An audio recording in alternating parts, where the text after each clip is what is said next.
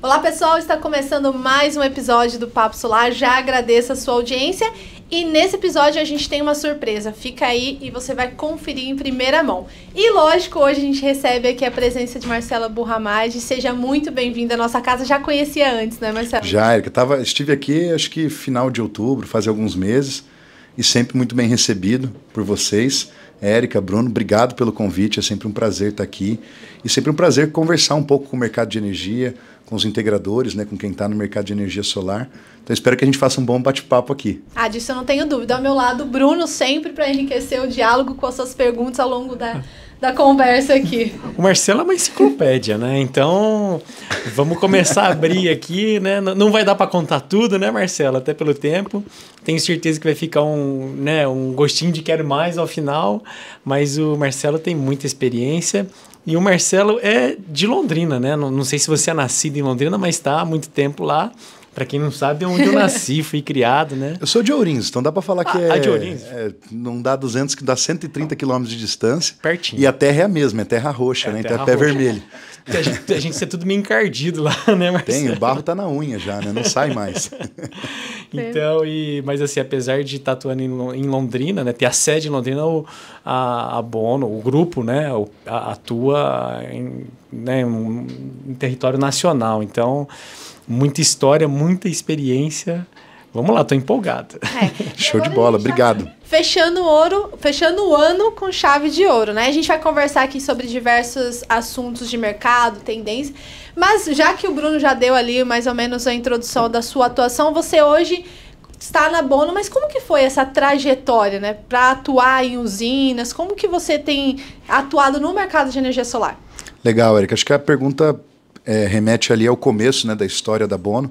A gente trabalhava na parte de TI, né, equipamentos de informática, tínhamos um e-commerce e vimos a energia solar entrar em alguns distribuidores, né, desse mesmo nicho de TI, informática, etc. E fomos nos capacitar, fomos fazer cursos para entender um pouco mais sobre o produto energia solar e aí a gente viu que, na verdade, não era produto, era serviço. O meu cliente final, que seria o residencial naquele momento, 2016, o mercado ainda promissor, mas ainda muito incipiente, muito imaturo, né?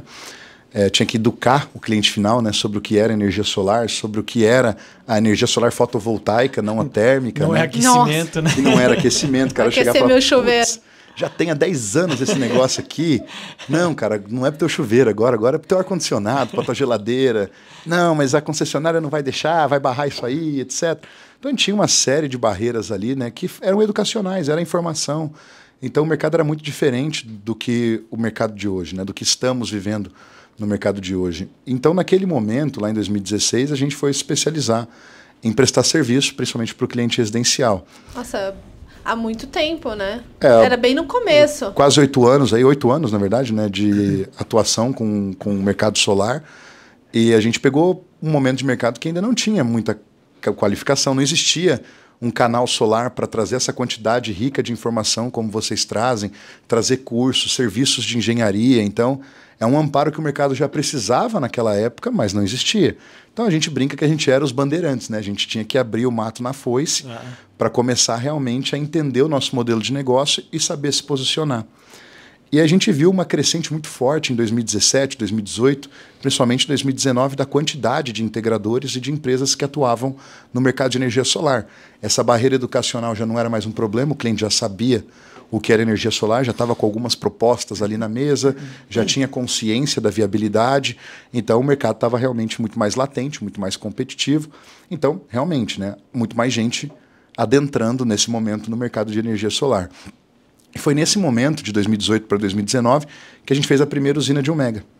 Então, nessa época, Caramba. Se você tinha uma usina de 1 mega, a gente começou em 18, terminamos em 19. Se você já tinha uma usina de 1 mega nessa época, você já tinha um diferencial competitivo muito grande. Já tinha muito conhecimento técnico, porque o ano de 2018 e 2019 não era comum uma usina nesse tipo. Não que essa tenha sido a melhor usina que a gente construiu, né? Não deu lucro, deu prejuízo, mas realmente criou uma primeira casca de know-how, de experiência, para que a gente pudesse falar, pô, peraí, aqui não tem ninguém atuando. O industrial, o agro de grande porte, o investidor qualificado, essa galera não tem ainda um alto nível de serviço de engenharia. Já existiam alguns EPCistas no mercado, muitos da construção civil, né, vieram para o mercado solar naquela época, depois saíram porque viu que a construção civil mantinha competitividades melhores, margens melhores, e a barreira de entrada da construção civil é maior do que para a construção de usina solar, né? Então a gente viu que estavam poucas empresas se especializando realmente em mini geração, em projetos de médio e grande porte, em modelos de negócio para geração distribuída. E a gente pegou em 2018, né, para analisar 2019, para analisar os resultados, né, do que a gente estava construindo ali 16, 17, 18, né, então os 3 anos. E a gente notou que para o nosso know-how, para aquilo que a gente já tinha começado a construir de experiência, né, para o portfólio, que por mais que era um pouco tempo, 3 anos de empresa, já tinha um portfólio rico para o que era o mercado naquela época, né, para o momento de mercado, a gente viu que a gente tinha que se diferenciar do mercado e tinha que olhar para realmente aonde a gente tinha resultado positivo. Que a minha engenharia, né, eu tenho um sócio que é engenheiro de formação aqui no estado de São Paulo, na Unesp, né, e ele sempre foi um cara muito inteligente, muito intelectual e sempre prezou muito pela qualidade técnica e pela qualidade do serviço de engenharia. Então ele não ia abrir mão do serviço de engenharia que os outros integradores estavam abrindo mão da qualidade da construção, das estruturas, dos equipamentos, do serviço em prol do lucro. Porque talvez esse lucro depois ele ia ser devolvido, né, para o mercado em forma de pós-venda, OIM, enfim, correções, né? Então a gente pegou e falou, pô, peraí, então vamos olhar para o balanço da companhia, vamos olhar para a quantidade de obra que a gente teve, vamos olhar a lucratividade. A gente já viu que a lucratividade era muito baixa, a gente até questionava se era viável atuar com energia solar naquele momento. E a gente olhou e falou, cara, o residencial é 80% do volume de obra nosso, e é também 20%... do mercado, pensando no número de instalações. Oi? É também no número de mercado, 80%, segundo Exato. o PI da ANEEL. Exatamente. Então a gente estava com 80% das obras no residencial, 80% do custo atrelado à entrega dessas obras que eram residenciais, só que isso representava 20% do nosso faturamento. Porque a gente tinha lá 120 obras nesse ano. Dessas 120 obras, 100 eram obras residenciais, 20 obras eram comerciais, industriais, agronegócio. E a gente viu que o faturamento dependia de pouca obra, muito mais serviço para aquela obra, um tempo de contrato um pouco maior do que o residencial, que é quase plug and play, né? Vendeu hoje, o cara quer que você instala na próxima semana. Então a gente tinha capacidade de planejar, maior capacidade para planejar, maior capacidade de orçamento, maior capacidade de estratégia mesmo da companhia se a gente tivesse contratos maiores e, consequentemente, a gente viu que a lucratividade para o perfil de instalação que a gente queria entregar para o mercado, o residencial não sabia valorizar isso. E eu tinha que abaixar muito o preço do que eu deveria vender de fato, eu vendia, tinha que vender um pouco abaixo, para que eu tivesse competitividade. E mesmo assim a gente era taxado de caro.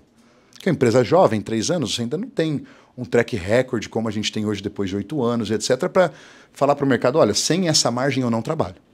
A gente não tinha esse poder de mercado. A gente tinha que aceitar a margem que o mercado para ser tinha. Competitivo também. E os integradores, numa boa parte, eu não vou falar a maioria, porque daí é uma estatística que eu não tenho, mas uma boa parte, desqualificados. Porque a barreira para você ter uma empresa de integração de energia solar é muito baixa.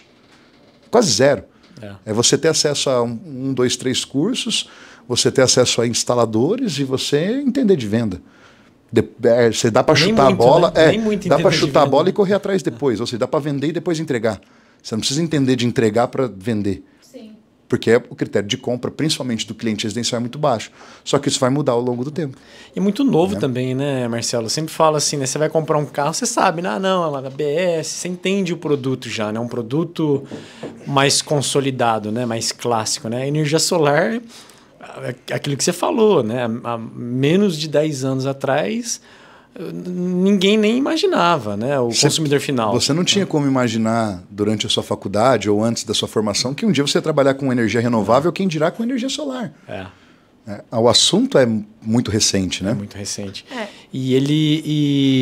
E aí o cliente ele vai amadurecendo, ele vai entendendo, aí ele vai entendendo que não é tem uma qualidade, né? Ele começa a ver... Tem risco, ele começa a ver notícias, né, de coisas que aconteceram. Exato. Que não deveriam ter acontecido se fosse feito da maneira correta.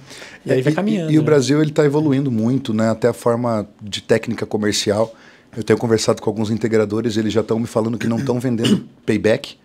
Eu acho que isso é uma mudança. Que bom, virou a chave. Assim, cara, Acho que vale a pena a gente falar disso, exatamente. Mas é o que a gente bate aqui. Mas é onde está a chave do negócio. Porque assim, quando você vai para um país desenvolvido, que o cara ele não está olhando só a conta até o sistema se pagar. Ele olha o longo prazo, a vida útil do projeto. Porque no final do dia, a placa é mais nova, a placa é mais eficiente. Tá, e daí? Eu quero energia, eu não quero placa, não quero painel solar, não quero módulo. Né? Eu quero energia. É igual quando você compra o aquecedor. É uma comodidade que a pessoa busca. Se o módulo ali, o painel, né, de aquecimento é antigo, o que você quer é o boiler cheio de água quente para que você for tomar seu banho. Então, o produto final que você compra ao adquirir a usina de geração solar é energia. O produto final que você compra é energia. Então, o que o cliente final tem que entender, e ele só vai entender se o integrador também entender, porque é ele que leva essa educação comercial para o cliente, né? É que ele tem que vender custo de energia. Ou seja, eu estou pagando aqui, quanto está hoje aqui o residencial em Campinas? Dá uns 97 centavos. Vamos arredondar para R$1? É R$1. Vamos arredondar para R$1 para ficar fácil. Bandeiras, né? Tudo aí. Até passa então, né? Até passa. Mas vamos pôr R$1 de média aí, quando bandeira, assim, média de R$1 aí ao longo do ano. Qual é o LCOE dessa usina? O Level Cost of Energy, ou seja, eu vou pegar o CAPEX, vou pegar o OPEX, né, a operação e manutenção dessa usina ao longo do tempo, né, e os custos de implantação dela, vou ver qual é a depreciação energética, vou contemplar alguns períodos de geração vazia, né, ou seja, eu não tenho... ou desligaram a energia da minha rua, disponibilidade, vou calcular um fator de disponibilidade lá de 98% do tempo a usina ativa, que acho que é não sei se eu estou certo nesse parâmetro, mas acho que é mais ou menos nessa linha aí, 2, 3% de disponibilidade de tempo, às vezes até muito, dependendo se você está numa área muito urbanizada, com pouca queda de energia, etc. Né? Cai energia é comum. Mas é normal que você tenha um período de disponibilidade que não tem injeção de energia ou não tem a geração. Para um equipamento, né? Exato. Para uma string. Pode ser também uma manutenção que você programou e não realizou, ou uma corretiva de um pássaro que entrou nas fases do cabo e fritou ali o seu DPS, o seu disjuntor caiu, enfim. A margem, né, que a gente vai trabalhar. Um raio que caiu na rede e desarmou o teu disjuntor e você não armou. Então, você tem realmente um intemperismo ali, 30 anos, né? Sim. Então, assim, tem gente que tem usina solar, eu tenho amigos que têm uns 25 anos de idade, comprou usina para casa dele, porque casou agora e tal. Ele nem tem 30 anos de idade, ele comprou um produto que vai durar mais tempo do que ele já tem, né? Do nascimento até hoje. Então, assim...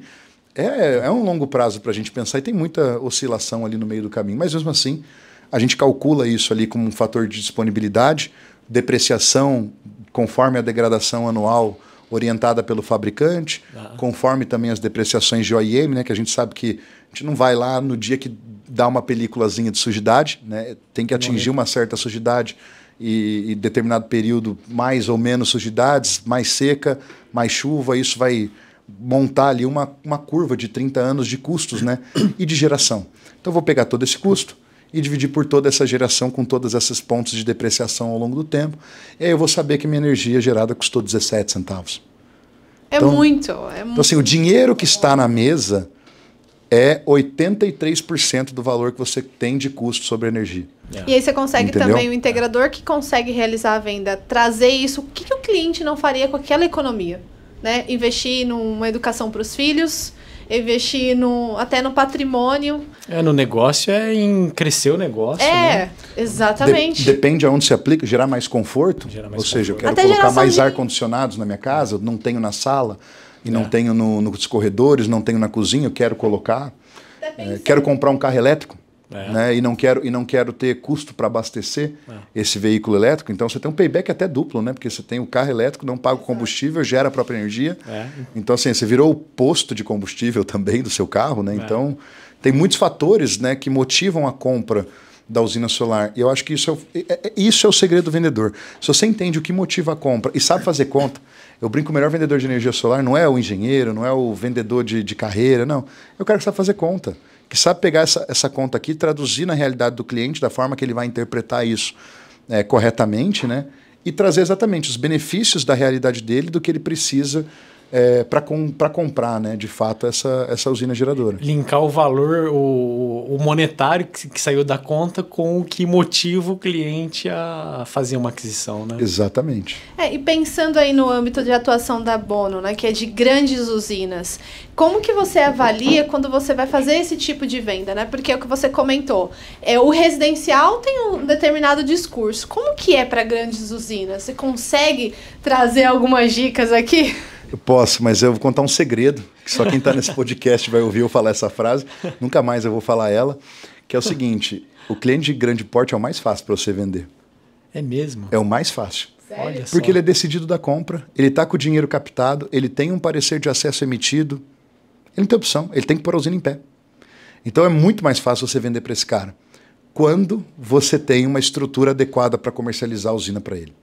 Então acho que esse é o grande ponto para usina de grande porte. Não é a capacidade comercial mais. É a sua capacidade técnica de fato. Porque se você vai... Vamos usar um exemplo de um cliente de grande porte listado em bolsa que compra usinas, né? A Raízen. A Raízen ela vai ter um critério de compra onde ela faz uma diligência na sua empresa antes de mandar um orçamento para você. E ali você tem notas, né? Ó, vou fazer uma diligência sobre a parte financeira da empresa, vou fazer uma diligência sobre a área técnica, vou fazer uma diligência sobre a documentação dos colaboradores, vou fazer uma diligência sobre a capacidade orçamentária, né?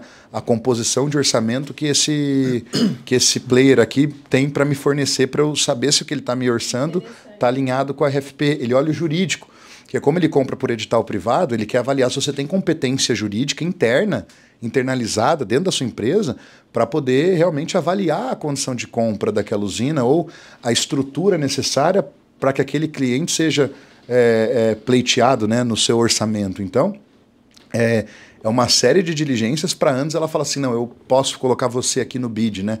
Posso colocar você aqui dentro da cotação. Muito player também faz uma coisa que chama RFI, Request for Information. E ali ele avalia a tua empresa. Ou seja, ele faz uma requisição de informação. E ali tem informação da sua empresa, etc., mas também tem informação da usina. Para ver como você se posiciona diante dos questionamentos técnicos que ele tem sobre aquela usina que ele quer cotar. Então ele manda uma prévia sobre a usina, mas ele não manda a proposta que você tem que montar. Ele manda uma requisição de informações para avaliar realmente a competência técnica e o know-how embarcado ali na sua empresa para fornecer aquela prestação de serviço. Então, para ver se você tem condições de participar. Isso, né? que eu ia falar. Geralmente é um engenheiro do proprietário que está fazendo isso. Ou seja, às vezes nem é a Raízen. A Raízen contratou uma empresa de engenheiro do proprietário, contratou o Canal Solar para fazer esse serviço de avaliação.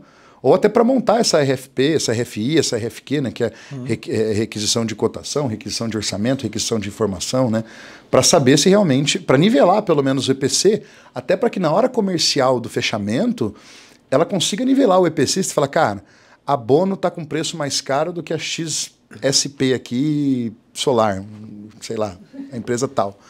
Mas por que ela está mais cara? Aí eles vão avaliar lá aquela diligência para falar, não, mas é porque a estrutura que a Bono tem é superior à do cara. Então não é... Vale o risco, vale o preço? Aí é uma decisão mais de diretoria, de budget, se o orçamento da obra comporta aquele preço ou não. Se comporta, a tendência é que ele feche com o EPCista mais estruturado.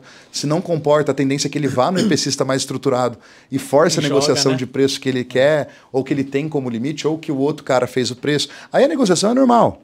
Aí é igual negociar com a indústria, tem um comprador muito bom lá por trás que sabe, né? Profissional que sabe te levar para o caminho de fechamento com o preço que ele quer e na condição de venda que ele quer e tudo mais. Né? Ô Marcelo, mas assim, né, até chegar a esse ponto, né, de, vamos colocar aqui, né, estar preparado para participar desses projetos, né, tem um caminho longo, né, igual você falou, sim, né, tem que ter uma estruturação, tem que ter projetistas, tem que ter um jurídico, tem que ter enfim, né, toda uma estrutura.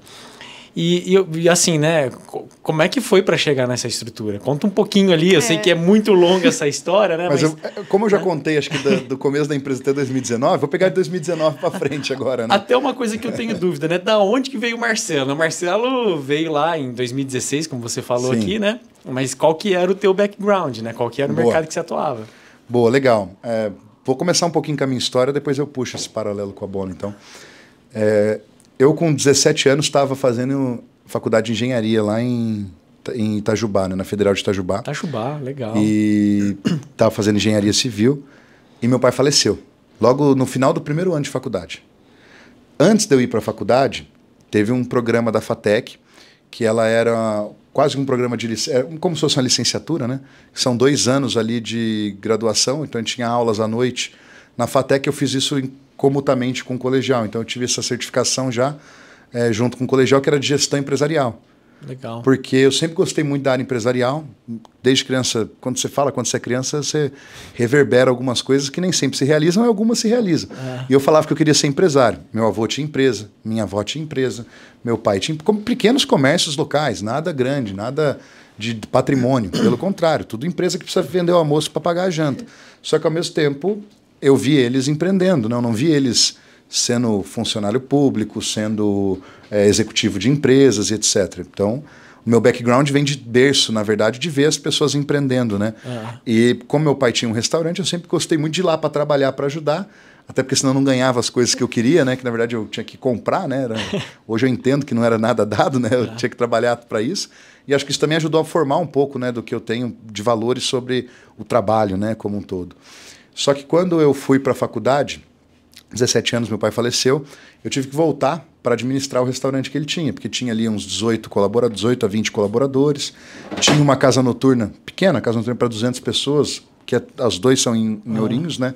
Eram do lado, né, um do outro, mas não eram juntos, né? Eram 2 empreendimentos separados, porque aquilo que tinha recorrência, né, de receita para me bancar morando em Minas e bancar minha irmã morando em Curitiba, porque ela estava fazendo Federal do Paraná, último ano de psicologia, então, eu já tinha trabalhado da adolescência ali com meu pai, então eu tinha um pouco de noção do como era o funcionamento ali dentro, tinha feito gestão empresarial, então, tudo bem que tinha 18, naquela época eu estava com 18 anos, né, então com 17 fui embora, com 18 eu voltei, então com 18 anos não dá para você empreender com facilidades, né? Mas o 18 anos, né, para contextualizar, o 18 anos de hoje, né, das pessoas, pelo menos que eu vejo, é diferente dos 18 anos, né? Acho que o acesso à informação facilita muito, né? Mas eu digo assim, eu acho que a gente era mais... Eu acho que a gente saía mais, né? Eu acho que a gente era meio que obrigado já a dar cara a tapa, né? Eu vejo hoje, né, para citar um exemplo, né? Com 13 anos eu estava na boca de um fogão de alta pressão dentro do restaurante para bater purê de batata, para fazer... Hoje não seria bem visto. Eu lembro. Seria exploração do trabalho infantil, né? Só para dar um exemplo, né? Eu com 8, 9 anos de idade, eu andava de ônibus, né, em Londrina, né? Sozinho. 8, 9 anos de idade. Com 8, 9 anos eu já saía de casa para ir para a escola, que era 6, 7 quadras, eu tinha que ir a pé e sozinho, né? E com um ou outro colega da mesma idade, né? Hoje não existe isso, né? Não. Seja qual for o motivo, não existe. Ainda mais que Londrina era mais interiorano do que é hoje nessa época, né, Bruno? E Ourinhos também, que eu nasci em Ourinhos, interior de São Paulo, e cidade de 100 mil habitantes, muito menor que Londrina, mas um ovo, né? Então todo mundo se conhece. Tem mais um pouco, a segurança é um pouco melhor, mas ao mesmo tempo os pais também tinham uma postura um pouco diferente na época, né?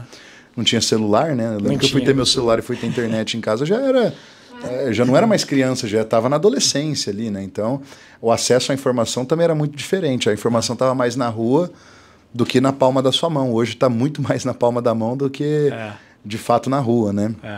Mas isso desenvolveu algumas habilidades para que eu pudesse, nessa época que meu pai faleceu, óbvio, né? Meu sonho era formar engenheiro e trabalhar na Vale do Rio Doce, ser executivo. Naquele momento que eu estava na faculdade, né? Porque o pai também, às vezes, ele minimiza o sonho do filho de empreender, porque o pai não quer que o filho sofra, tenha risco, tenha que tomar crédito, tenha que contratar várias pessoas, tem que assumir tudo nas costas. Ainda mais quando ele já empreende, né? Ele sabe que sabe as dores. Talvez faça isso mais tarde, não precisa pensar isso tão cedo, né? Então eu tinha aquela visão de, quero formar engenheiro e ser executivo de empresa, ter carreira, trabalhar no alto escalão a longo prazo, conseguir crescer com uma multinacional grande e tal. E aí meu sonho foi interrompido, eu tive que voltar, interrompido assim, né, com o falecimento dele, o recurso eu tinha que continuar a ver, tive que dar, realmente é um turnaround, você está em um dia pensando que você vai ser engenheiro, e meu pai faleceu bem na virada do ano novo, né, do dia 31 de dezembro para o dia 1º. Então você vira o ano, eu vou ser engenheiro, nunca mais vou falar de engenharia na minha vida, porque eu não vou conseguir voltar para a faculdade, porque eu sei que isso aqui agora vai ser um tempo mais longo do que eu gostaria, né? Porque tem que fazer inventário, tinha funcionários, o restaurante também tinha dívida, não tinha caixa. Então, foi uma barra, porque eu peguei um pior momento de gestão do restaurante também ali. Mas beleza, vou assumir esse desafio, né? Minha irmã tinha que concluir a graduação dela ali em Curitiba, até porque senão não fazia sentido ela voltar para tocar o restaurante comigo e interromper a graduação na fase final. Então, fiquei ali por 1 ano, dentro do restaurante. Na casa noturna a gente tocou por mais tempo, porque ela era só final de semana. E depois desse 1 ano a gente conseguiu quitar uma parte das dívidas, conseguiu reformar ali o prédio para poder pôr ele para locação, porque era um prédio de família, né? Um prédio de herança. Não é nada grande também, nada valioso, mas tinha um ativo ali, tinha um bem ali para a gente cuidar. Conseguimos encerrar e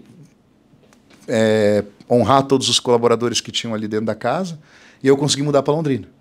E aí em Londrina, no primeiro ano em Londrina, fazendo gastronomia, me formei em gastronomia, tenho a formação em gastronomia. Tenho porque eu queria empreender daí. Porque eu falei, cara, agora não tem opção, agora eu tenho que empreender, né? Como é que eu vou para a faculdade integral? Vou ganhar dinheiro do quê? Vou pagar não tem como eu custear, né? Não tem como eu custear. Então eu tinha que empreender por obrigação, né? Nem por necessidade mais, era obrigação mesmo. Então eu falei, putz, vou mudar para Londrina, vou fazer a faculdade de gastronomia, vou alugar o prédio aqui, vou me juntar com mais gente, vou abrir uma cozinha industrial lá. Esse era meu foco, né? Não quero também ficar trabalhando no final de semana e à noite dentro da cozinha, quero ter uma vida social mais saudável. Achava que cozinha industrial teria essa vida também já descobri que é 24 horas. Tem turno, você tem que atender a indústria que tem turno noturno. Exatamente. A cozinha roda 24 horas. Café da manhã é mais tem complexo que restaurante ainda, mas enfim. Depois que você vai atrás, você descobre, né, que é assim que funcionam as coisas, né? A grama do vizinho sempre é mais verde, até você chegar perto dela e ver que é matagal às vezes, né? E aí fui para Londrina com esse foco de empreender, mas vi que a barreira de entrada para a cozinha industrial era muito alta. Nisso eu conheci o Guilherme, que é o CEO da SunHub. Eu conheci ele no mesmo prédio que eu morava. A gente começou um relacionamento bacana, né, de amizade e de empreender junto. E vamos trazer uns negócios ali do Paraguai, vamos vender na internet.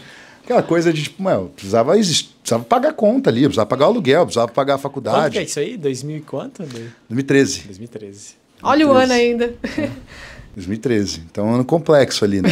Então, mas beleza. E aí, essa amizade começou realmente a dar força para a gente construir alguma coisa que realmente tivesse dentro de um propósito para longo prazo e não só para fazer uma grana ali para pagar a conta ou pagar o churrasquinho do final de semana, né? Então, aí a gente viu no mercado de TI e e-commerce uma barreira muito baixa de entrada.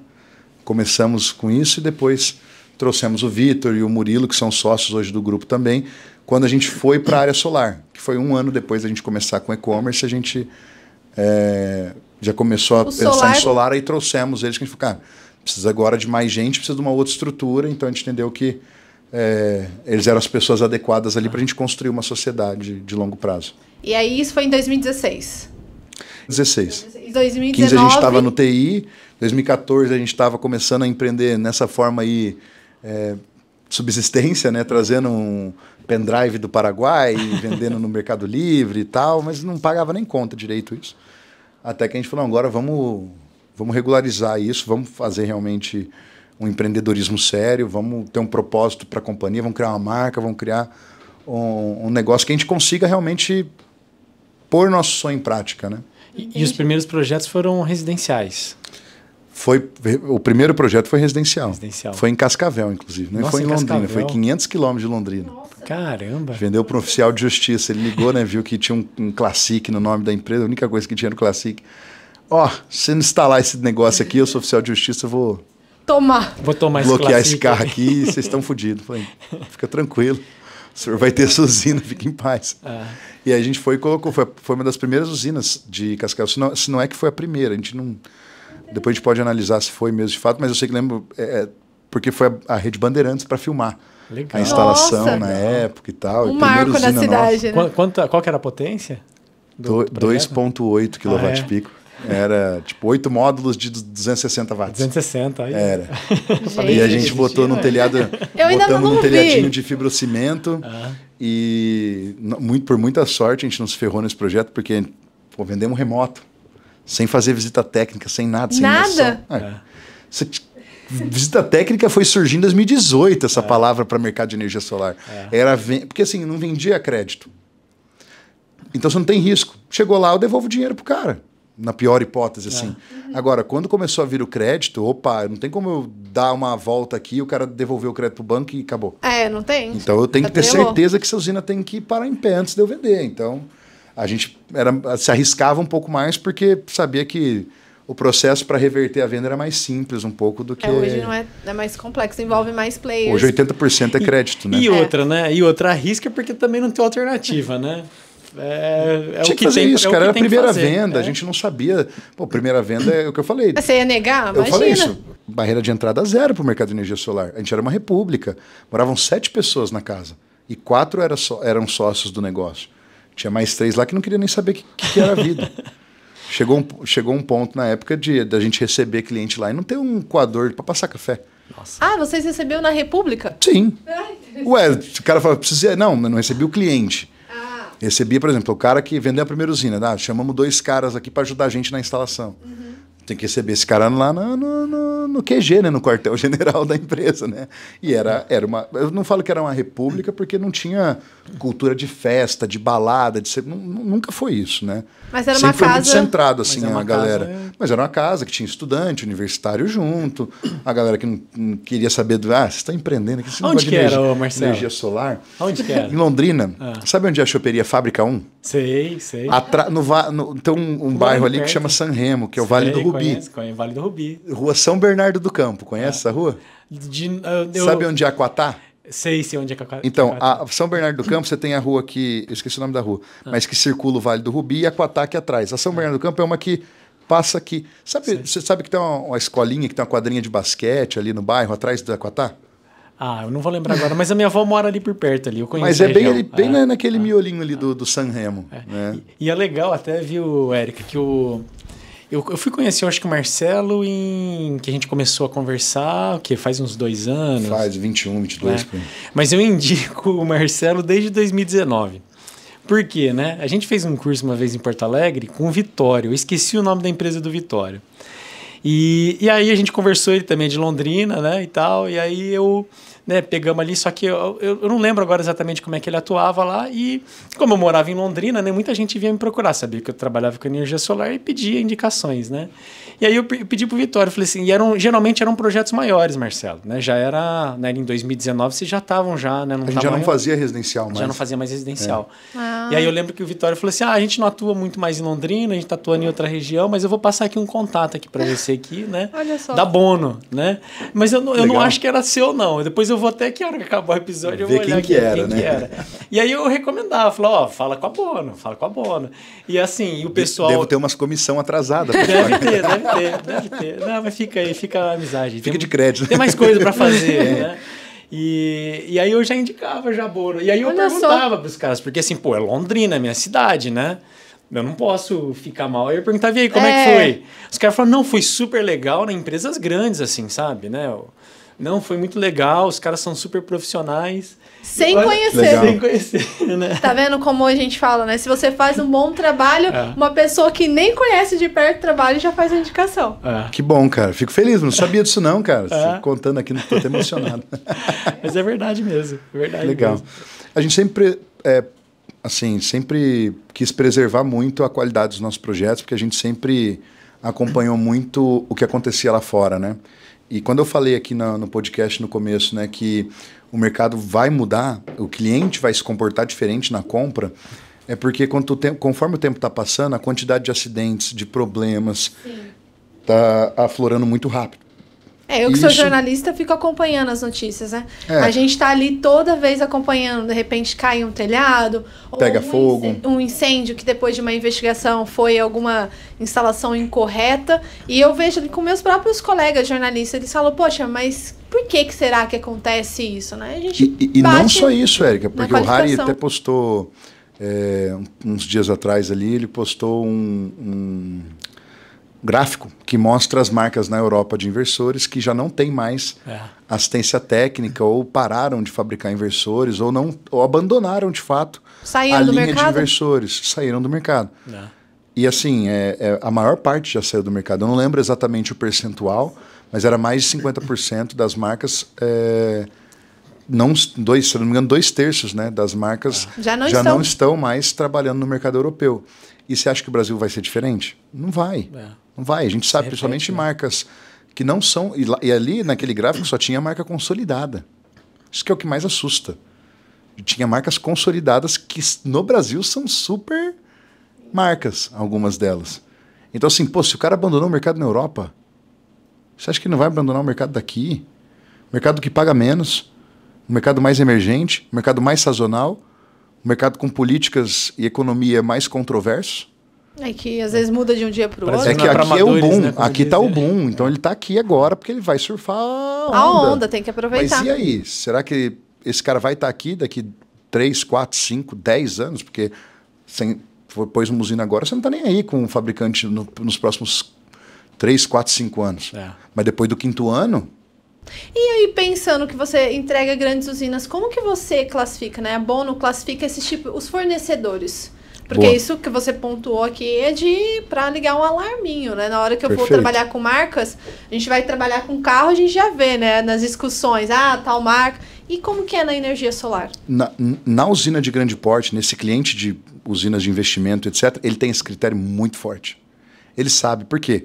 Como eu falei, ele contrata, às vezes, o canal solar para fazer uma engenharia do proprietário, e o canal solar sabe vocês têm essas informações na mão. O processo, né? Você sabe o que é bom, o que não é bom. Né? E às vezes ele não tem engenheiro do proprietário, mas ele tem engenharia interna, que a engenharia interna também olha para esses critérios de compra. Alguns deles exigem inspeção em fábrica, lá na China, antes de embarcar. Chega aqui, ele pega um lote aqui, ele pega uma amostragem e manda para um laboratório fazer um flash test. Cada vez mais esse cara está aumentando o critério de compra. Quem tem delay para aumentar critério de compra é o cliente leigo, que é o comercial, o rural, o industrial, o residencial, que depende da informação vir do integrador. Entendeu? Então o integrador tem que se apropriar dessas informações, tem que conhecer mais o mercado. Eu falo que tem muito cara de mercado que conhece o produto energia solar, mas não conhece o setor energia solar. E falar isso que eu estou falando de conhecer sobre quais marcas abandonaram o mercado europeu, entender quais marcas têm mais garantias, mais proteções, mais track record, etc., é conhecer de setor. Não é conhecer sobre a string, a geração da energia, eu ligo aqui, eu plugo ali, eu aterro aqui, ponho essa proteção e gero essa energia, eu homologo desse jeito. Não, é conhecer sobre o que está em volta da usina solar de micro e mini geração distribuída, ou geração centralizada, ou autoprodução, que negócio, seja. Né? É um negócio. É conhecer sobre isso, você só vai conhecer e só vai se atentar se você realmente cair de cabeça no mercado. Tem cara que caiu de cabeça na empresa dele, mas não caiu de cabeça no mercado solar. Ele não vai para um evento, ele não assiste essa live aqui, ele nem sabe que essa live existe. Às vezes ele nem sabe que o canal solar tem a quantidade de informação que tem. Ele só pega pílulas de conteúdo ali, às vezes, ao longo do dia dele. Né? Falar em conteúdo, a gente falou que no começo né? É verdade, já estava esquecendo. A gente tem que entregar para o pessoal. É verdade. Qual é esse material? O que a galera pode conferir? Bom, acho que eu já tenho uma parceria com o Canal Solar há um tempo, né? A gente escreve para a coluna de vocês. A gente está aqui no podcast, a gente estava discutindo agora há pouco sobre uma agenda de 2024, principalmente para a área de educação e capacitação, né, para a gente ter mais sinergia, né, das nossas empresas com as empresas do Canal Solar. E eu acho que até como um compromisso meu de trazer... Marcelo, você está criticando qualidade de obra, você está criticando qualidade de informação, você está criticando... Tá, então vamos dar alguma coisa para a galera também, né? Vamos dar um pouco de conteúdo e conhecimento do que está dentro da nossa casa. E a gente separou um e-book. Tá, um e-book voltado para grandes usinas, óbvio, não é um curso, não é um treinamento, é um e-book, para que dê uma orientação para o integrador e até para o cliente final, que quer instalar uma grande usina, ele pode baixar esse conteúdo, né, sobre usinas de grande porte. Tá? Então, perfeito, a gente já vai deixar aqui o QR Code. Bem bacana, bem legal, com informações bem ricas, legal. Mas é só para quem... apontar para a tela agora, né? Ou também no link, né? Quem está assistindo na TV ou no próprio celular, tem aqui o link da descrição. Preencher as informações ali no formulário, porque a informação, a gente tem que saber para onde essa informação está indo também, né? E até para que vocês recebam mais informações como essa. Perfeito. E voltando, né? Você estava comentando ali sobre entender o setor. esse final de ano é um momento também para isso, né? Para olhar para dentro. Você estava falando antes de fazer planejamento estratégico. Então, o que vou fazer na minha empresa em 2024? Qual vai ser o modelo que eu vou... Esse modelo está funcionando, não está funcionando? Vamos olhar o ano de 2023, ver quais são as métricas, né? Para tomar decisão. Como que a Bono, por exemplo, faz isso? O Bruno também comentar aqui do Canal Solar, a gente como provedor de cursos, treinamentos, diversos serviços, a gente pensa também nesse sentido. Perfeito. Acho que o planejamento estratégico, acho que é um momento bom para falar isso, né? Final do ano complexo. Acho que para todo mundo que está no setor, acho que foi um dos anos, se não foi o ano mais difícil, para o integrador foi um dos mais difíceis, mas acho que para a maioria foi o mais difícil. E foi mais difícil porque a gente teve uma queda realmente comercial, principalmente cliente de varejo, cliente do agronegócio, cliente industrial. Tivemos uma recessão de crédito, principalmente para o mercado de energia solar, muito devido a mau uso e até as más aplicações de política das instituições financeiras. Então, isso só começou a retomar agora, né, nesse último trimestre de 2023. Então, existe um represamento de mercado que está começando tá bom de venda agora, porque existe esse represamento do ano todo, né? E aí a gente tem um fechamento de ano muito bom. Acho que o último trimestre para a energia solar sempre foi bom. Sempre foi bom. Independente se esse ano é um ano mais crítico, o último trimestre ainda está bom. E está ficando melhor aí com essa onda de calor aí, né? Todo mundo usando ar-condicionado, né? O preço Deixa as contas de energia começarem a vir do último mês, porque a gente sabe que tem um delay, né, entre o prazo de faturamento, medição e pagamento, né? Porque o cara vê a conta quando ele paga. Ele não vê muitas vezes quando chega. Ele fala, dia 10 eu pago conta. Ele olha dia 10, só que dia 10 está olhando 45, 50 dias atrás. Deixa vir as contas desses últimos 30, 60 dias, né, que a gente está vivendo. A conta em dezembro, loucura. Janeiro também, porque a gente sabe que é o pico do verão, né? Então a gente vai virar realmente o ano. E eu acho que isso vai aquecer muito as vendas nesse final de ano e para o começo do ano que vem, justamente por conta do uso do ar-condicionado. Vai aquecer muito a venda de ar-condicionado também, né?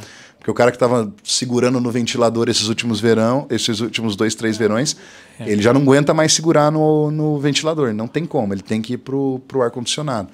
E eu acho que também a transição da mobilidade para a mobilidade elétrica está ficando muito forte, Bruno.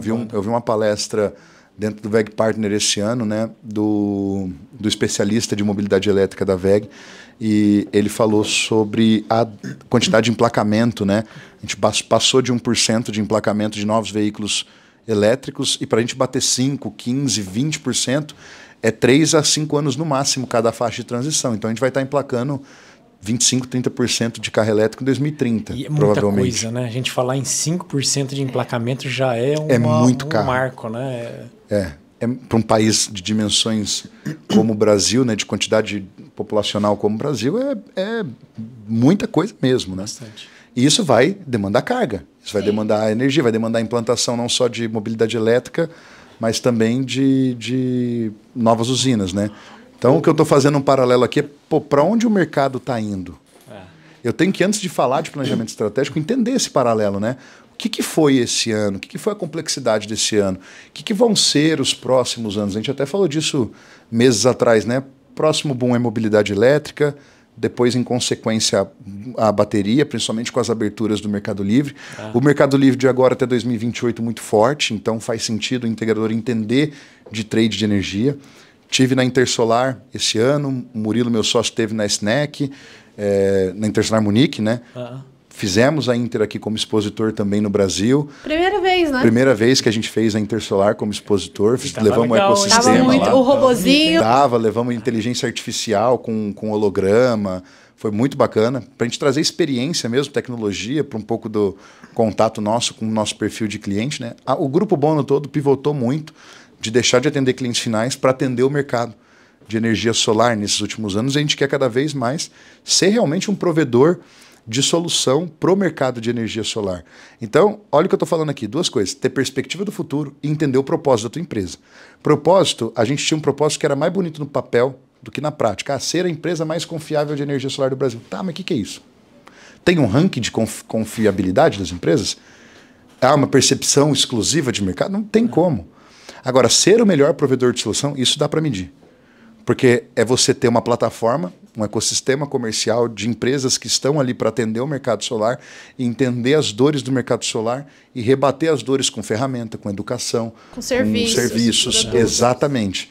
Então é mais palpável, mais tangível. Então a gente está mudando o propósito da companhia desse ano para o próximo ano, né? Até para que a gente mostre para o mercado que, olha, o meu propósito é realmente apoiar, dar suporte, construir pontes para o avanço e prosperidade do mercado solar, porque a gente sabe que o ano que vem não vai ser um ano fácil.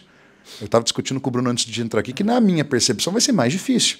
Para quem já achou difícil esse ano, eu acredito muito que o próximo ciclo vai ser um ciclo ainda com mais desafios. É uma estrada com mais buraco. Mas aí eu já me preparo. Mas talvez, eu já me preparo, né? Mas talvez eles nem percebam, o mercado não perceba isso, porque o 23 deu casca, né? Deu. Preparou, para quem né? está bem agora, no final do ano, bem assim, né? Quem está vivo e está conseguindo se planejar, está conseguindo enxergar um horizonte, porque tem muito empresário nesse momento que está apagado.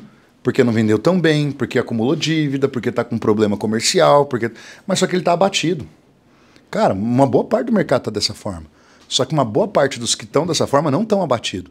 Então esses caras vão conseguir tracionar a máquina de novo, vão conseguir encontrar oportunidades, caminhos, né? E falando de planejamento estratégico, Érica e Bruno, como que a gente faz lá na Bono, né? Então eu entendo o meu propósito de longo prazo, o que o background da minha empresa grita para mim que, cara, é essa dor que você tem que resolver, é nesse caminho que a tua empresa tem que ir. A direção é essa. É para cá, não é para cá. Né? É para cá que você tem valor, é para cá que enxergam sua credibilidade, é para cá que você consegue realmente prosperar. Então, eu entendo esse propósito. Eu puxo a perspectiva de mercado, do que está acontecendo, como que está no mundo, como que está no Brasil, o que foi esse último ano, quais são as políticas que estão acontecendo para o próximo ano, quais são os problemas mais graves do setor que aconteceram esse ano. E a primeira coisa que eu faço, eu abro uma matriz SWOT. E eu coloco os fatores internos da minha empresa e fatores externos. Tem gente que vai falar, nossa, que clichê, Marcelo. Mas a maioria não faz. Arroz com feijão. Tem cara que fala é clichê e ele não faz. Não faz. Ah, mas é que eu tenho na cabeça. Não tem. Porque fazer essa SWOT, como que a gente faz? Eu não pego eu e construo a SWOT. Eu pego os líderes. Eu falo com o mercado. Eu falo com alguns colegas do setor. Com a equipe que trabalha. Com alguns concorrentes, para ter uma percepção de mercado, porque não adianta eu olhar o mercado e entender o futuro dele, e isso ser uma visão só minha. Isso tem que ser uma visão compartilhada do setor, para falar, cara, a visão do setor para mim está clara. Claro que pode ter mudanças, é por isso que serve planejamento, é para no momento da mudança. Planejamento você nunca escreve com caneta ou escreve na pedra. É com lápis grafite, bem suave na folha, mas só que com capacidade de todo mundo enxergar. Só que o seu lápis, eu brinco que a borracha tem que estar junto. A outra ponta do lápis é borracha. Porque se precisar apagar, é virar, apagar e escrever de novo a estratégia da companhia. E tá tudo bem também, né? Você repensar. Tá tudo bem, não. Toda empresa faz assim. Quem fala que escreve planejamento escrito na pedra e tem que seguir, cara, ou ele tem 30, 40 anos de mercado, é uma empresa muito consolidada, muito procedimentalizada e não está em setor de tecnologia e está em setor de recompra. Sei lá, o cara que tem uma pedreira. É diferente do cara que tem uma empresa de serviço, de energia solar. Não é desmerecendo o dono da pelo amor de Deus. Ele tem a realidade dele. Só que o planejamento desse cara é muito mais... Vou montar uma linha de produção ou de extração. É investimento de milhões. É complexo. É 1, 2 anos construindo essa linha. É licenciamento ambiental. É uma outra realidade. Aqui o nosso mercado é dinâmico. Amanhã sai uma resolução que altera uma coisa do passado e sai uma discussão que muda a regra do jogo do que está acontecendo agora. Ou então, uma interpretação, nem mudou a regra, mas a interpretação mudou, né? A interpretação mudou e todas as concessionárias acabam adotando aquela interpretação como fato e acabam prejudicando o mercado. Esse é o mercado. Eu costumo dizer que a Érica sabe disso, né? Que a única coisa que eu tenho certeza quando a gente faz planejamento é que ele vai mudar, ele vai ser ajustado.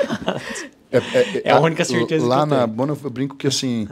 Claro que fazer planejamento demais também é ruim, né? Mas você tem que revisar o seu planejamento no mínimo a cada 2, 3 meses. Você tem que sentar de novo com as pessoas que são responsáveis pelo planejamento e falar, cara, nós estamos na linha do planejamento ou nós já estamos começando a desviar algum curso? Ou nós já estamos enxergando diferente o mercado do que a gente enxergava 3 meses atrás? Porque o mercado solar é muito dinâmico, mas muito dinâmico. Demais. Acho que não deve ter tantos mercados dinâmicos quanto a energia solar, porque é muita interdependência de mercado. Tecnologia que muda muito, muito rápido, né? Regulamentação, né? Que, enfim, muda a interpretação, por exemplo, né? E a gente está no Brasil, né? Não dá... Esse fator. A gente tem fatores macroeconômicos, macropolíticos, dólar. A gente tem o preço da energia, bandeira, concessionária de energia, os operadores, né, e agentes de regulamentação do mercado. Então a gente tem... Quando você olha, por isso que eu falo que a matriz SWOT é tão importante. Porque você coloca tudo isso dentro da matriz. Cara, o que é as ameaças e o que são fraquezas, né? Aí a diferença da ameaça para fraqueza é fraqueza, eu vou desenvolver e vou corrigir. Ameaça, eu vou trabalhar ideias ou vou compor a minha carteira interna aqui de serviços ou de produtos, etc., a fim de, se eu tiver um problema grave aqui dessa forma que impacta esse negócio meu, eu não tenho dependência de receita só daquilo. Sim. Porque senão a gente pensa o que aconteceu com Minas Gerais. Verdade. Esse ano todo, o que está acontecendo com o mercado de Minas Gerais. Enquanto a gente está fazendo esse podcast, o pessoal está discutindo lá para voltar a aprovar. Espero que até ir ao ar esse podcast, a realidade de Minas já esteja diferente, porque ali o empresário está morrendo. Está sendo assassinado. Essa que é a grande verdade, porque já tem uma galera que... Pensa a quantidade de emprego que foi... Os green jobs que foram perdidos no estado de Minas já esse ano. Muitas por falta empresas... de capacidade da concessionária e dos agentes reguladores de entrar em um alinhamento para a gente poder realmente voltar com as conexões, nem que for as conexões residenciais, de baixa tensão, enfim. Mas o cara não está conseguindo conexão de nada. Então isso acaba matando muitos negócios, né? Matando muitas empresas. Geração de emprego, de renda. E atrapalhando todo um planejamento. Que o cara fez um planejamento para vender alguma coisa. Não existe planejamento que você coloca que não vai ter conexão nenhuma, ano que vem nós vamos parar o negócio. Não, nunca imagina. Ninguém faz isso, cara. Cenário louco. Entendeu? E o cara que estava em Minas, ele está tendo que vender fora. Então, cara, qual que é o custo que esse cara tem comparado com quem está no local, quem está em loco? A gente sabe que energia solar, principalmente o integrador, o modelo de negócio é local installer, é o instalador local. Você ganha mais dinheiro quanto mais perto a obra for do teu escritório, ou do teu CD ali, do teu QG, né, da onde fica a tua base de instaladores, de operação e tudo mais. Então, a gente tem que realmente começar com a SWOT para desenhar o planejamento estratégico e ter uma clareza muito forte de, aonde eu quero estar no final do ano que vem? E não tem problema se for ao longo do ano você falar, cara, não vai dar para estar na onde eu quero, eu vou conseguir chegar na metade do caminho. Estabelecer... Mas, cara, você avançou metade do caminho. Em anos de adversidade, de dificuldade, é normal que isso aconteça. Teve essa consciência, né? Até tem gente que fala também, às vezes o pessoal fala, mas então se você já sabe que vai mudar o planejamento, então não vamos fazer. Não. Piorou. É loucura fazer isso. É muito mais fácil você reagir a situações imprevistas quando grande parte... Né, você mapeou e está alinhado. É muito mais fácil correr atrás de 2, 3 coisas que saíram um pouquinho ali do que correr atrás de 10 que você nem planejou, não sabe nem para onde que você estava indo. Né? Então... E isso é comum no mercado solar. Isso é dado do Sebrae, né? Mostra que 80% das empresas morrem até o 3º ano por falta de ter um business plan. E não é difícil fazer o business plan. Sabe como é que a gente faz o business plan na Abono? Tem gente que dá risada. A gente estava em imersão esses dias atrás, né? E eu apresentei para a galera como que a gente faz. A gente responde algumas perguntas. Depois que eu fiz a SWOT, tem esse panorama de mercado, eu junto com a diretoria, né? E com os principais diretores da companhia, né? Com quem está no alto escalão, porque tem uma visão mais sistêmica, mais estratégica, né? E trago para uma reunião dessa aqui. Tem gente que demora 2 dias inteiros para fazer planejamento estratégico. Eu falo, cara, quem tem 2 dias inteiros? Tudo bem, deveria ter o CEO, porque é muito importante essa atividade, mas na prática não é assim não, cara. Todo mundo tem recurso limitado, a gente está no Brasil, a gente trabalha tem que fazer muito com muito pouco. Né? Com muito pouco recurso, a gente tem que saber explorar muito. Né? Então o que a gente faz? A gente responde algumas perguntas. A primeira pergunta que a gente responde é onde a gente quer estar? A gente faz essa pergunta primeiro para 5 anos e vem trazendo 5 anos, 3 anos, 2 anos, 1 ano. Né? Só que o planejamento estratégico não é em cima de 5, 10 anos da companhia. Porque o setor solar, se é difícil eu prever o ano... 3 meses já muda ideia. tudo. Eu brinco que não é planejamento, é ideia. Cara, o que a gente vai buscar para longo prazo, né? A gente, enquanto empresário, que propósito que a gente tem para longo prazo? Então, fica na esfera lúdica. Porque o setor solar diferente dinâmico, de quem trabalha em setores mais tradicionais da economia. Né? Já está consolidado também. O setor solar a gente está, neste momento, construindo ele. Exato. Consolidando. E eu acho que vai mais muito... O setor tem uma década agora. Nem tem, né, Marcelo? Pegar 2012, de nascimento, Resolução Normativa 482. A lei fez um ano, vai fazer um ano. Mas assim, que o mercado tem pulso, são 8 anos. É da 687 para frente. É de 2016, né? A lei foi promovida em 2015, mas entrou em vigor em 2016. É 16 para frente. Então é muito pouco tempo ainda, né? Um setor que ainda é embrionário, de fato. Ele ainda é amador quando comparado com outros setores da economia que já se amadureceram. Mas a gente tem que saber onde a gente quer estar no outro ano. Isso que a gente estava falando, né, Brundi? O cara tem que fazer, porque senão qualquer lugar que ele chegar serve. Ou se ele diminuir, também serviu, porque... se você não tem meta... Ou nada serve também, né? Ou tudo ele vai reclamar. Geralmente, quem não faz planejamento estratégico tá à mercê de reclamar de tudo mesmo. É igual ir à academia. Você tem que colocar qual é a meta que você quer ganhar de peso, ou perder de peso. Ou perder, ganhar massa muscular. Ao longo do caminho, você pode machucar um joelho. Então, o que você vai fazer? Vai treinar mais braço? Eu penso dessa forma. Mas é isso mesmo. Planejamento estratégico é isso, cara. Eu vou perder 10 quilos esse ano. Tá. Você ficar subindo na balança o ano inteiro. O que é a balança? A balança é o KPI. Depois culpa a balança. A balança é o KPI. Só que o que movimenta o KPI é você ir na academia, é você ter uma dieta. É simples, né? Mas enfim. Disciplina. Mas voltando, onde eu quero estar? Ponto A para o ponto B. Eu sei como eu estou hoje, sei o resultado que eu tive esse ano e qual o crescimento que eu quero ou qual a margem que eu quero, qual é a estrutura que eu quero. Então, é um pouco lúdico também falar de onde eu quero estar, porque é uma ideia, é um sonho, né? Cara, no final do ano eu quero ter o dobro da equipe comercial. Eu quero dobrar o meu faturamento. Eu quero ter X de lucro. Isso é onde eu quero estar. Isso é quais resultados eu vou traçar ao longo do ano na minha companhia que vão me satisfazer. Quando eu chegar no ano, eu falo, cara, consegui conquistar os objetivos que eu tinha para esse ano. Porque não é uma corrida de 100 metros rasos. É uma maratona de anos e anos e anos você ser empresário, né? Você quer correr 100 metros rasos e ficar rico e sair? Sai do mercado solar. Vai para o mercado de aqueles joguinhos do foguetinho, né? Vai para pega uma pirâmide bem no comecinho. Né? Mas é até isso, né, Marcelo? Porque, cara, precisa de... Né, tudo que vale a pena, né? Ele depende de uma trajetória, uma trajetória. Tempo. Né? O pão para crescer. E credibilidade demora tempo, confiança demora tempo, o respeito de mercado demora tempo, honra demora tempo. E para ter sucesso, precisa construir isso também, né? Não é tão simples. E ao longo do caminho você vai ter problema disso. Vai ter problema financeiro, vai ter problema de credibilidade, vai ter problema com funcionário, vai ter ação trabalhista, vai ter problema de fluxo de caixa, vai ter problema de venda, vai ter problema igual qualquer empresa tem de todos esses pilares. E tem que estar preparado e ter estômago para aguentar tudo isso. Se você passa por isso aqui e não tem problema nenhum, provavelmente quando você tiver um problema, vai ser o maior problema da sua vida, sendo depressão e quebra o teu negócio de uma vez. Né? Então tem que ter estômago para aguentar ser empresário e saber que essas adversidades, mesmo você planejando a empresa, ela vai acontecer em algumas intensidades ou em alguns pontos mais latentes ou menos latentes, elas vão acontecer. Né? E quando eu traço onde eu quero chegar do ponto A para o ponto B, então tá, eu estou faturando X milhões, quero faturar 2X milhões. Estou com uma equipe, sei lá, tal, quero ter equipe em 2 cidades novas. Então você coloca ali o que é lúdico. Segunda pergunta que a gente responde, linkado com essa primeira resposta que eu já dei para onde eu quero estar, a segunda pergunta é, qual estrutura é necessária? E essa pergunta é chave. Porque eu ir para o ponto A para o ponto B, tem algumas coisas que tem que acontecer. Sim. Muito legal isso, né? Tô colocando no carrinho, né? Coloca aí. Não, como é que paga a conta? Agora, né? Agora vai pagar. No final tem só uma moto para levar tudo isso. Exatamente. Então, assim, a gente coloca, né, qual é o caminho, qual a estrutura necessária. E para responder essa pergunta, qual a estrutura necessária, justamente, se eu quero faturar 2X, quero ter equipe em 2 cidades, tá? O que eu já tenho que é o primeiro janeiro? Eu vou usar meu caixa? Não vou usar meu caixa? Ou vou esperar construir alguma coisa? Ou vou esperar ter aumento de venda de 10% no mês seguinte? Então você tem que ter qual a estrutura mínima para que esses sonhos aqui aconteçam, né? Ou para que você consiga entender as pontes que você vai ter que construir dentro do teu negócio, né?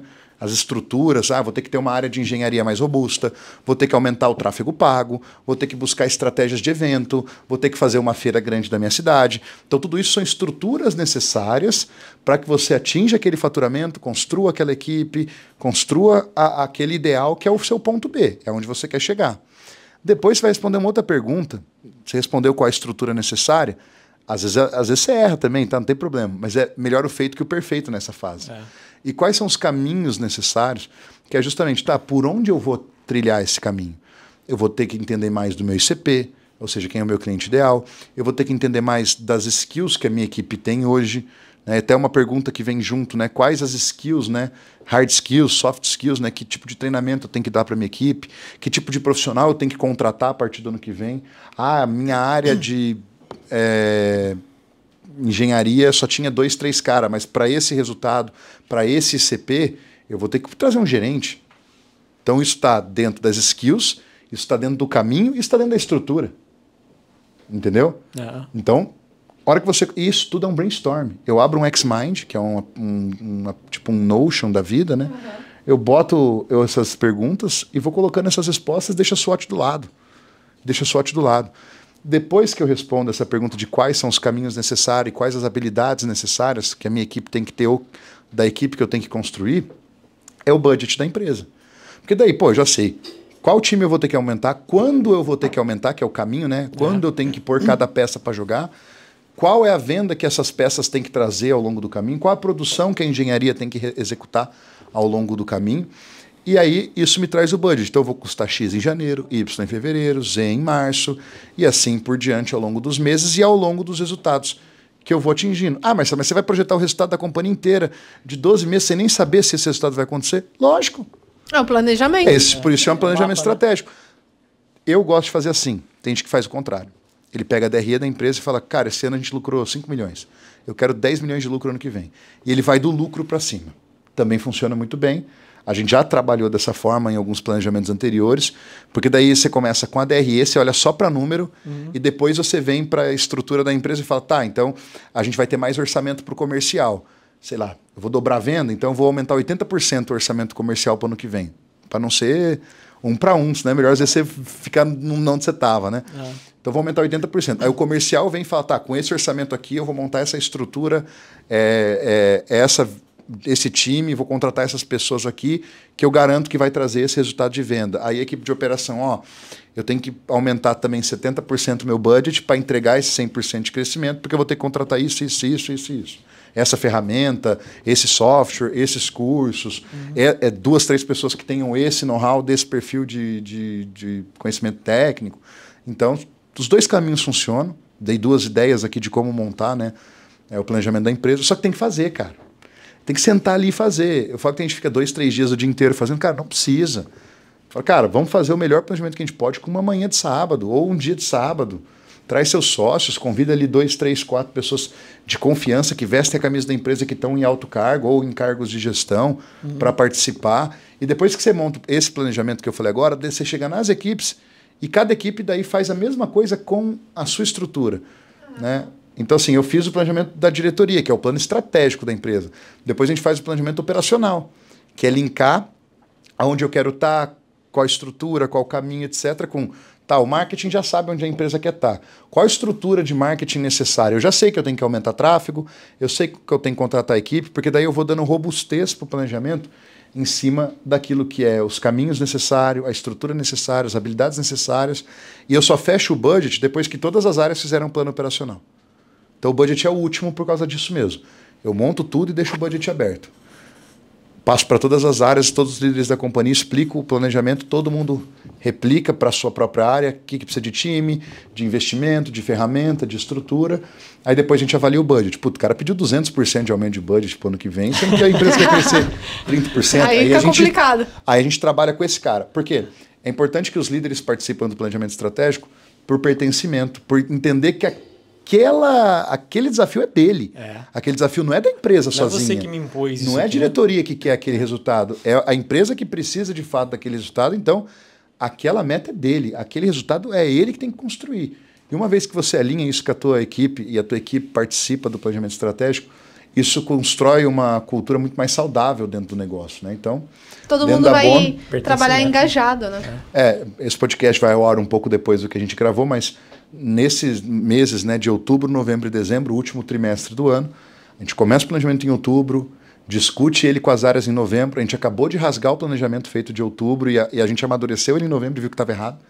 Os números que a gente queria para bono, algumas frentes de trabalho que a gente queria desenvolver. Então a gente falou, cara, não é o ano para isso, é um ano diferente, é um ano que tem mais desafio do que 23, principalmente para a gente que é usina de investimento, a gente sabe que vai cair muito a quantidade de ativos a construir no ano que vem. Então, e usinas de investimento para cliente final, para consumidor, vai aumentar, porque a gente está vendo muito integrador se especializando nisso e realmente é mais rentável que aluguel de imóvel, que aplicações financeiras. Então, tende a aumentar muito as usinas de micro para investimento. A gente está vendo a transição de mercado e reajustando o nosso planejamento antes mesmo do ano virar, porque a gente faz o planejamento do que a gente quer. E às vezes discutindo com as áreas, a gente vê que o que a gente quer talvez não é tão palpável também. Então a gente rasgou o planejamento, estamos refazendo ele agora no mês de dezembro. E vão terminar ele até o comecinho de janeiro aí, para a gente fazer uma convenção, apresentar para todo mundo da empresa e todo mundo entender o alinhamento estratégico que a companhia tem. E aí, nos resultados trimestrais que a gente apresenta para a equipe, a gente vai mostrando os ajustes de curso que a gente está fazendo para que a operação tenha sustentabilidade e saúde, né? Perfeito, uma aula aqui pro pessoal, né? Uma baita de uma aula. Já anotou aqui, deixa sua dica. Dezembro é bom para isso, né? Planejar, pôr a casa em ordem. Então, quem não fez o planejamento pode adotar, pega esse trecho do vídeo e usa. Sim. Talvez não seja o ideal para muita gente aqui, mas são insights que você usa para poder construir o teu planejamento estratégico. Né? E sempre fazer o melhor, né, Marcelo? Às vezes você não consegue fazer, né? Eu tenho certeza absoluta que a forma como vocês operavam a Bono, né, o grupo, há 2, 3 anos atrás, era diferente, né? Há 3 meses atrás. Há 3 meses atrás era diferente. Faz o melhor, né? Eu não consigo fazer tudo isso que o Marcelo faz no negócio dele, enfim, mas eu consigo fazer isso aqui, faz. Mas isso que eu citei de planejamento, Brunão, qualquer empresa, desde um cabeleireiro, que tem um funcionário só, o cara que trabalha autônomo vendendo bala no sinal, ele consegue fazer esse planejamento que eu falei aqui. Porque não precisa de muita coisa. Não é complexo. Não, é responder pergunta. Responde é o que você falou agora, cara. Responde da melhor forma que você pode, mas faça. Faz. E você vai ver que a cada vez que você pegar esse planejamento para redesenhar ele, você vai fazer ele melhor. Você vai trazer uma ferramenta diferente, você vai trazer uma visão diferente. Então o negócio é fazer. E quem é dono de negócio tem que sentar muitas vezes na cadeira estratégica. Não dá para ficar só na operação, ajudando a equipe, ajudando o time, reclamando junto com a galera. Não, você tem que vir aqui tomar o ar fresco e definir o futuro e a perpetuidade da tua organização, né? Com certeza. Gente, eu tenho certeza que se a gente continuasse aqui, ia o dia todo, né? A gente conversando aqui, mas eu já sei que a produção já me deu o sinal aqui. Já tá acabando? Já acabou! Sério? Produção? Passou 20 minutos só? Imagina. Mas eu tava aqui olhando aqui, ó, não tava teclando aqui, eu tava pegando o contato aqui, o Marcelo, e a Danilo. O contato que eu passava para as pessoas... É o Danilo? O Danilo tá lá o nosso japonês preferido. Então, tá com a gente há muito tempo, um parceiraço nosso. Tá até aqui, ó. Puxei aqui, ó. Só recomendação. Cheio de... Danilo já recebeu muita coisa. Ele já te pagou alguma comissão? Não, eu não conheço o Danilo, eu acho, cara. Você não conhece ele? Eu acho que não. Aqui, ó, então quando você estiver lá em Londrina, eu apresento pra você. Tá bom, então. Combinado. Ou já conheço e só não lembro de nome aqui, né? Mas... depois eu te mostro também as fotos dele, talvez você conheça. Tá bom. Perfeito. Eu acho que a gente, então, tem que partir pro encerramento. Eu acho que a galera que tá aí do outro lado curtiu muito o papo. Acho que eu aprendi bastante. É gostoso ver quem tá ali no mercado, quem viu, né? Eu que cheguei no começo de 2020, tive a oportunidade de chegar aqui no Canal Solar. O Bruno já tá há mais tempo, mas é legal ver a visão de como que foi o andamento de uma empresa, no caso do Grupo Bono, como que foi a ideia, né, de uma república até hoje um grupo que atende grandes projetos, tem grandes marcos, a gente noticiando aqui, a sua coluna que traz muito conhecimento para o mercado e conhecimento prático, a pessoa lê e consegue colocar em prática na empresa. Então, só quero agradecer a oportunidade de conversar aqui com você. Acho que isso que a gente faz aqui, que vocês fazem e que a gente também ama fazer, é melhorar realmente as condições do mercado para quem empreende, empreender melhor, para quem compra usina, comprar melhor. E eu acho que isso é um legado que a gente vai deixando para o mercado, né? E a gente fica muito feliz de poder vir aqui, falar um pouco da nossa trajetória, um pouco do como a gente faz ali na prática. E recomendo a todos, quem não curte os conteúdos do Canal Solar ou não assiste, não participa, não está engajado com o Canal Solar, está perdendo uma rica quantidade de informações, que ali vocês fazem postagens quase que na diária, quase horária, a quantidade de conteúdo que vocês soltam, é incrível. E quem quer realmente aprender, se qualificar, se capacitar no mercado, né, o Canal Solar, o que eu também trago para as colunas, é realmente a prática nua e crua. Não é a realidade. Eu brinco com os integradores que a gente não fala aquilo que é para vocês fazerem de fato. para vocês se inspirarem, para entender a realidade de vocês. O Brasil é continental, é um país que tem culturas diferentes, métodos diferentes, clientes diferentes. Então, o que a gente quer realmente é mostrar que existem caminhos, existem ferramentas e opções para você melhorar o teu negócio, para que você possa se inspirar, trazer os insights e pôr as pessoas da tua companhia para trabalhar, para o teu negócio crescer e crescer saudável, sustentável. Eu fico muito feliz de ter participado desse podcast e espero um próximo convite já para o ano agora de 2024. Estará no nosso planejamento estratégico. Combinado. Com certeza estará lá. E Marcelo, foi aqui, como você falou, né? A gente sentou aqui para conversar e acabou, né? Tanta coisa. Eu achei que passou mais. Acho que eu olhei para o relógio, realmente passou mais tempo. Mas eu não sei se alguma coisa aconteceu aqui que mudou o ciclo do relógio, né? Viagem temporal. Não, é quando tem bastante conteúdo e eu, né? Como a gente falou no início lá, tinha certeza absoluta, a gente te acompanha, né? Assim como você acompanha o Canal Solar, a gente acompanha a Bono também, acompanha a tua trajetória, né? Parabéns. Obrigado. E assim, tá só começando a brincadeira, né? Tem muita coisa para fazer. Só acompanhe esse ano de 2024 que vocês vão ver o que nós vamos fazer aqui dentro. Perfeito. Gente, eu quero agradecer então mais uma vez Bruno aqui ao meu lado, sempre enriquecendo a conversa, nosso convidado, e lógico, agradecer a você que acompanhou todo esse conteúdo. Já deixa aqui o que mais de importante, ou qual é a dica que você já vai colocar hoje na sua empresa. Deixa aqui e lógico, já confere o link lá do bônus que o Marcelo deixou aqui do e-book só para você. Até a próxima!